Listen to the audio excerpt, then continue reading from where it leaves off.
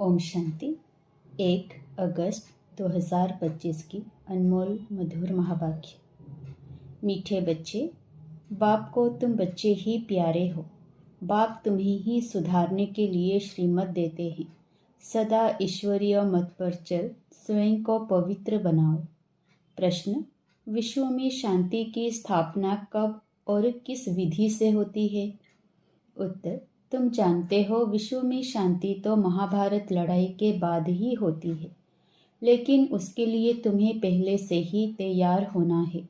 अपनी कर्मातीत अवस्था बनाने की मेहनत करनी है। सृष्टि के आदि मध्य अंत का ज्ञान सिमरण कर बाप की याद से संपूर्ण पावन बनना है, तब इस सृष्टि का परिवर्तन होगा। गीत: आज अंधेरे में है इंसान। ओम शांति। यह गीत है भक्ति मार्ग का गाया हुआ। कहते हैं हम अंधेरे में हैं, अब ज्ञान का तीसरा नेत्र दो।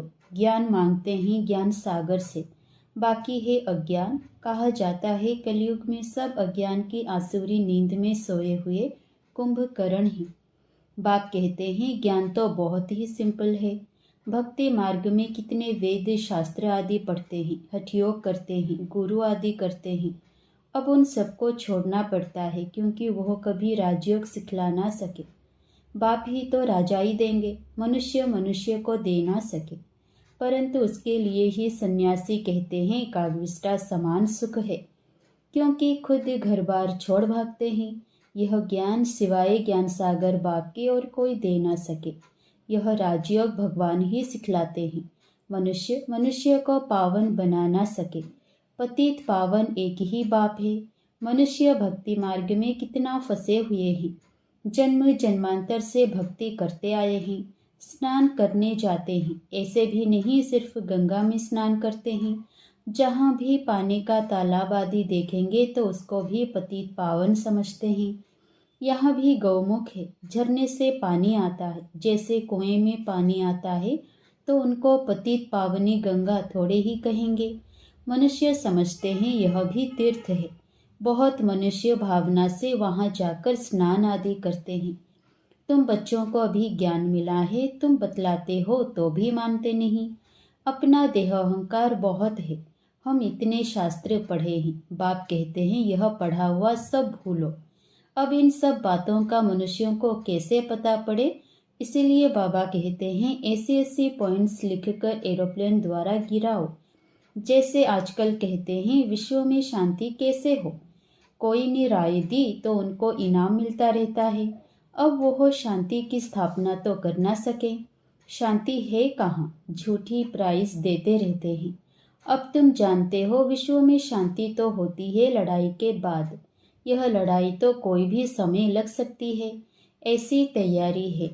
सिर्फ तुम बच्चों की ही देरी है। जब तुम बच्चे कर्मातीत अवस्था को पाओ, इसमें ही मेहनत है। बाप कहते हैं मामे कम याद करो और गृहस्थ व्यवहार में रहते कमल फूल समान पवित्र बनो और सृष्टि के आदि मध्य अंत का ज्ञान सिमरण करते रहो। तुम लिख भी सकते हो ड्रामानुसार कल्प पहले मुआफिक विश्व में शांति स्थापन हो जाएगी। तुम यह भी समझा सकते हो कि विश्व में शांति तो सतयुग में ही होती है। यहाँ जरूर अशांति रहेगी, परंतु कई हैं जो तुम्हारी बातों पर विश्वास नहीं करते, क्योंकि उनको स्वर्ग में आना ही नहीं है तो श्रीमत पर चलेंगे नहीं। यहाँ भी बहुत हैं जो श्रीमत पर पवित्र रह नहीं सकते। ऊंचते ऊंच भगवान की तुमको मत मिलती है। कोई की चलन अच्छी नहीं होती है तो कहते हैं ना तुमको ईश्वर अच्छी मत दे। अभी तुमको ईश्वरीय मत पर चलना चाहिए। बाप कहते हैं 63 जन्म तुमने विषय सागर में गोते खाए हैं। बच्चों से बात करते हैं, बच्चों को ही बाप सुधारेंगे ना। सारी दुनिया को कैसे सुधारेंगे? बाहर वालों को कहेंगे बच्चों से समझो। बाप बाहर वालों से बात नहीं कर सकते। बाप को बच्चे ही प्यारे लगते हैं। सौतेले बच्चे थोड़े ही लगेंगे। लौकिक बाप भी सपूत बच्चों को धन देते हैं। सब बच्चे समान तो नहीं होंगे। बाप भी कहते हैं जो मेरे बनते हैं उन्हों की ही मैं वर्षा देता हूँ। जो मेरे नहीं बनते हैं वह हजम नहीं कर सकेंगे, श्रीमत पर चल नहीं सकेंगे। वह है भगत। बाबा के बहुत देखे हुए हैं। कोई बड़ा सन्यासी आता है तो बहुत उन्हों के फॉलोअर्स होते हैं। फंड व चंदा इकट्ठा करते हैं। अपनी अपनी ताकत अनुसार फंड्स निकालते रहते हैं। यहाँ बाप तो ऐसे नहीं कहेंगे फंड्स इकट्ठा करो, नहीं। यहाँ तो जो बीज बोएंगे 21 जन्म उसका फल पाएंगे। मनुष्य दान करते हैं तो समझते हैं ईश्वर अर्थ हम करते हैं। ईश्वर समर्पणम कहते हैं, वा तो कहेंगे श्री कृष्ण समर्पणम। श्री कृष्ण का नाम क्यों लेते हैं? क्योंकि गीता का भगवान समझते हैं। श्री राधे अर्पणम कभी नहीं कहेंगे, ईश्वर या श्री कृष्ण अर्पणम कहते हैं। जानते हैं फल देने वाला ईश्वर ही है। कोई साहूकार के घर में जन्म लेते हैं तो कहते हैं ना, आगे जन्म में बहुत दान पुण्य किए हैं तब यह बना है। राजा भी बन सकते हैं, परंतु वह है अल्पकाल काकविष्टा समान सुख। राजाओं को भी सन्यासी लोग सन्यास कराते हैं तो उनको कहते हैं स्त्री तो सर्पिणी है, लेकिन द्रौपदी ने तो पुकारा है, दुशासन मुझे नंगन करते हैं। अब भी अबलाएं कितना पुकारती हैं, हमारी लाज रखो।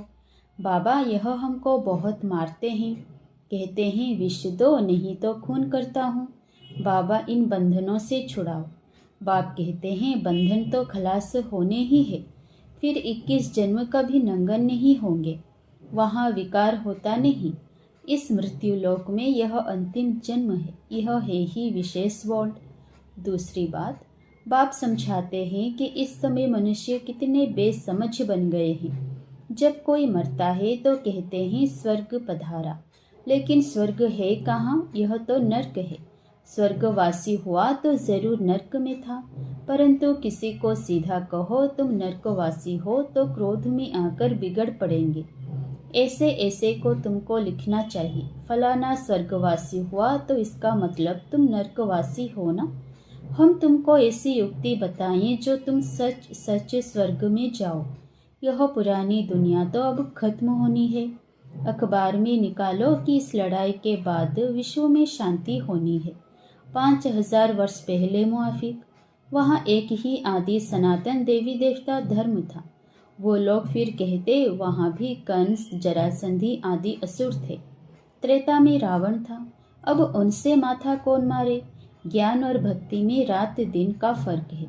इतनी सहज बात भी मुश्किल किसकी बुद्धि में बैठती है। तो ऐसे ऐसे स्लोगन्स बनाने चाहिए। इस लड़ाई के बाद विश्व में शांति होनी है ड्रामा अनुसार। कल्प कल्प विश्व में शांति होती है, फिर कलयुग अंत में अशांति होती है। सतयुग में ही शांति होती है, यह भी तुम लिख सकते हो। गीता में भूल करने से ही भारत का यह हाल हुआ है। पूरे 84 जन्म लेने वाले श्री कृष्ण का नाम डाल दिया है, श्री नारायण का भी नहीं डाला है। उनके फिर भी 84 जन्मों में से कुछ दिन कम कहेंगे ना। श्री कृष्ण के पूरे 84 जन्म होते हैं। शिव बाबा आते हैं बच्चों को हीरे जैसा बनाने, तो उनके लिए फिर डिब्बी भी ऐसी सोने की चाहिए जिसमें बाप आकर प्रवेश करे। अब यह सोने का कैसे बने, तो फट से उनको साक्षात्कार कराया। तुम तो विश्व के मालिक बनते हो, अब मामे कम याद करो, पवित्र बनो। तो झट पवित्र होने लग पड़े। पवित्र बनने बिगर तो ज्ञान की धारणा हो न सके। शेरनी के दूध लिए सोने का बर्तन चाहिए। यह ज्ञान तो है परमपिता परमात्मा का, इसको धारण करने के लिए भी सोने का बर्तन चाहिए। पवित्र चाहिए तब धारणा हो। पवित्रता की प्रतिज्ञा करके फिर गिर पड़ते हैं तो योग की यात्रा ही खत्म हो जाती है, ज्ञान भी खत्म हो जाता है। किसी को कह ना सके भगवान उवाच काम महाशत्रु है, उनका तीर लगेगा नहीं, वह फिर कुकड़ ज्ञानी हो पड़ते। कोई भी विकार ना हो, रोज पोतामेल रखो। जैसे बाप सर्वशक्तिमान है, वैसे माया भी सर्वशक्तिमान है। आधा कल्प रावण का राज्य चलता है, इन पर जीत बाप बिगर कोई पहना ना सके। ड्रामा अनुसार रावण राज्य भी होना ही नहीं है। भारत की ही हार और जीत पर यह ड्रामा बना हुआ है। यह बाप तुम बच्चों को ही समझाते हैं। मुख्य है पवित्र होने की बात। बाप कहते हैं मैं आता ही हूँ पतितों को पावन बनाने। बाकी शास्त्रों में पांडव और कौरवों की लड़ाई जुआ आदि बेट दिखाए हैं। ऐसी बात हो कैसे सकती? राजयोग की पढ़ाई ऐसी होती है क्या? युद्ध के मैदान में गीता पाठशाला होती है क्या? कहाँ जन्म मरण रहित शिव बाबा, कहाँ पूरे 84 जन्म लेने वाला श्री कृष्ण। उनके ही अंतिम जन्म में बाबा आकर प्रवेश करते हैं। कितना क्लियर है, गृहस्थ व्यवहार में रहते पवित्र भी बनना है। सन्यासी तो कहते हैं दोनों इकट्ठे रहो, पवित्र नहीं रह सकते। कहो तुमको तो कोई प्राप्ति नहीं तो कैसे रहेंगे? यहाँ तो विश्व की बादशाही मिलती है। बाप कहते हैं मेरे खातिर कुल की लाज रखो। शिव बाबा कहते हैं इनके दाढ़ी की लाज रखो। यह एक अंतिम जन्म पवित्र रहो तो स्वर्ग के मालिक बनेंगे। अपने लिए ही मेहनत करते हैं, दूसरा कोई स्वर्ग में आ नहीं सकता। यह तुम्हारी राजधानी स्थापन हो रही है, इसमें सब चाहिए ना। वहाँ वजीर तो होते नहीं, राजाओं को राय की दरकार नहीं। पतित राजाओं को भी एक वजीर होता है। वहाँ तो देखो कितने मिनिस्टर्स हैं, आपस में लड़ते रहते हैं। बाप सभी झंझटों से छुड़ा देते हैं। 3000 वर्ष फिर कोई लड़ाई नहीं होगी, जेल आदि नहीं रहेगा, कोर्ट आदि कुछ नहीं होगा। वहाँ तो सुख ही सुख है। इसके लिए पुरुषार्थ करना है। मौत सिर पर खड़ा है। याद की यात्रा से विक्रमाजीत बनना है। तुम ही मैसेंजर्स हो जो सबको बाप का मैसेज देते हो कि मनमना भव। अच्छा, मीठे मीठे सिक्युलधे बच्चों प्रति माता पिता बाप दादा का याद प्यार और गुड मॉर्निंग। रूहानी बाप की रूहानी बच्चों को नमस्ते। धारणा के लिए मुख्य सार। पहला, ज्ञान की धारणा करने के लिए पवित्र बन बुद्धि रूपी वर्तन को स्वच्छ बनाना है। सिर्फ कुकड़ ज्ञानी नहीं बनना है। दूसरा, डायरेक्ट बाप के आगे अपना सब कुछ अर्पण कर श्रीमत पर चलकर 21 जन्मों के लिए राजाई पद लेना है। वरदान, हर शक्ति को कार्य में लगाकर वृद्धि करने वाले श्रेष्ठ धनवान व समझदार भव। समझदार बच्चे हर शक्ति को कार्य में लगाने की विधि जानते हैं। जो जितना शक्तियों को कार्य में लगाते हैं उतना उनकी वह शक्तियाँ वृद्धि को प्राप्त होती है। तो ऐसा ईश्वरीय बजट बनाओ जो विश्व की हर आत्मा आप द्वारा कुछ न कुछ प्राप्ति करके आपके गुणगान करे। सभी को कुछ ना कुछ देना ही है, चाहे मुक्ति दो चाहे जीवन मुक्ति दो। ईश्वरीय बजट बनाकर सर्व शक्तियों की बचत कर जमा करो और जमा हुई शक्ति द्वारा सर्व आत्माओं को भिखारीपन से, दुख अशांति से मुक्त करो। स्लोगन, शुद्ध संकल्पों को अपने जीवन का अनमोल खजाना बना लो तो मालामाल बन जाएंगे। मातेश्वरी जी के अनमोल महावाक्य। अब विक्रम बनाने की कंपटीशन नहीं करनी है। पहले पहले तो अपने पास यह एम अवश्य रखनी है कि हमको किसी भी रीति से अपने विकारों को वश करना है, तब ही ईश्वरीय सुख शांति में रह सकते हैं। अपना मुख्य पुरुषार्थ है खुद शांति में रहकर औरों को शांति में लाना। इसमें सहन शक्ति जरूर चाहिए। सारा अपने ऊपर मदार है। ऐसा नहीं कोई ने कुछ कहा तो अशांति में आ जाना चाहिए, नहीं। ज्ञान का पहला गुण है सहन शक्ति धारण करना। देखो, अज्ञान काल में कहते हैं भल कोई कितनी भी गाली देवे, ऐसे समझो कि मुझे कहाँ लगी। भल जिसने गाली दी वो खुद तो अशांति में आ गया, उन्हों का हिसाब किताब अपना बना। लेकिन हम भी अशांति में आए, कुछ कह दिया तो फिर हमारा विक्रम बनेगा। तो विक्रम बनाने की कंपटीशन नहीं करनी है। अपने को तो विक्रमों को भस्म करना है, ना कि बनाना है। ऐसे विक्रम तो जन्म जन्मांतर बनाते आए और दुख उठाते आए। कब तो नॉलेज मिल रही है इन 5 विकारों को जीतो।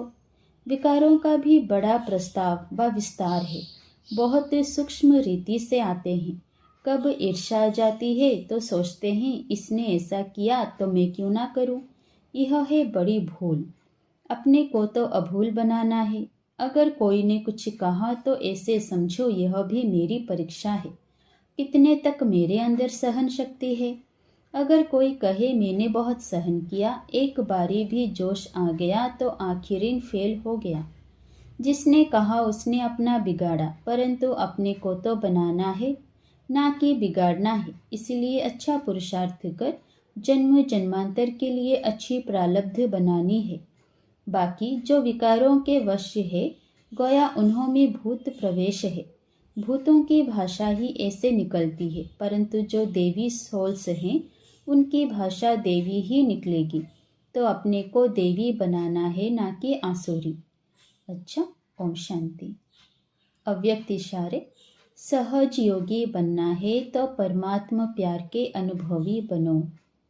परमात्मा प्यार के अनुभवी बनो तो इसी अनुभव से सहज योगी बन उड़ते रहेंगे।